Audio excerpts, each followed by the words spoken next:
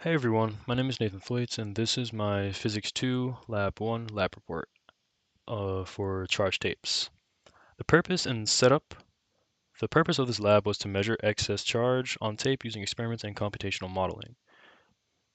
And we had to use the upper tape to find a reaction between two charged pieces, one vertically and one floating.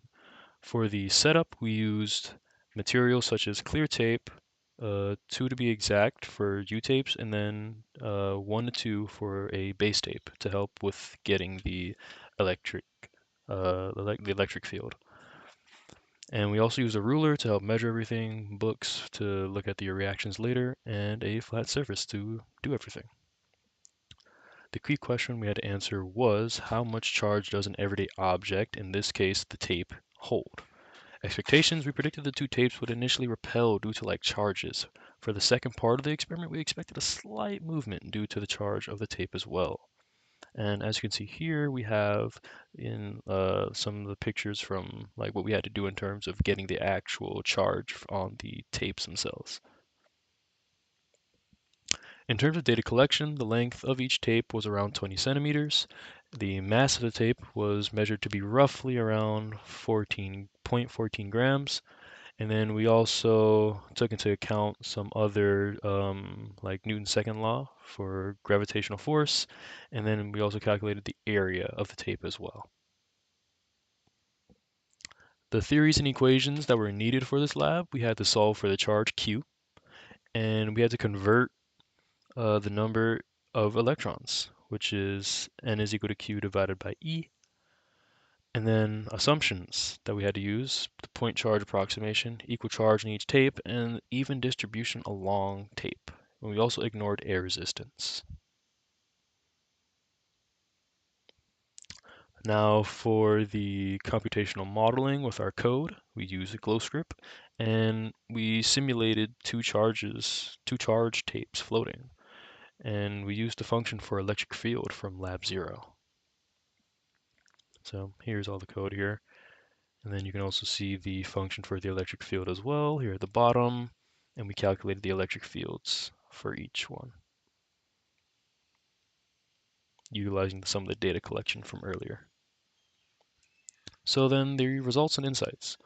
So in terms of insights, we got to see two tapes repelling each other. And then after that, we saw when two U tapes were brought close together, they visibly repelled. And this confirms that both tapes carried the same sign of charge. And it also supports Coulomb's law, like charges repel and opposite charges attract. And for the floating tape interaction, we noticed that one U tape floated above one another. It floated above another when force is balanced, and then a third tape moved the floating tape only slightly. This showed that the force from one extra tape was not enough to cause large displacement. And it suggests that a greater total charge, aka more tapes, would be needed to overcome the balance of forces significantly.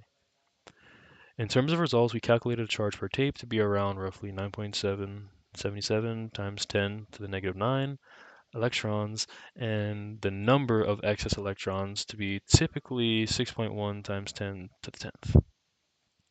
And then the fraction of atoms affected is less than 1%. A key insight is that only a tiny fraction of atoms contribute to noticeable charge. And then this is just a picture of the outcome of our model. And then again, some of the numbers that I just said to you in the previous slide. So then reflection. What if the charges were reversed? Well, the behavior, so the attraction slash repulsion, would be unchanged, only naming flips. And then why handle tapes carefully? Touching allows charge leakage, aka neutralization. And then why assumptions matter? It's needed for a more manageable or trackable model and good agreement with observations. And also sometimes, depending on what we're working with, especially with something as complicated as electricity and charges, so it can take a little more, I guess, like tools that we can't really or don't have access to in the lab room. Conclusion: everyday objects can carry measurable charge. Simple experiments plus computational modeling equals good estimates and reinforces the role of assumptions and approximations in physics. Thank you.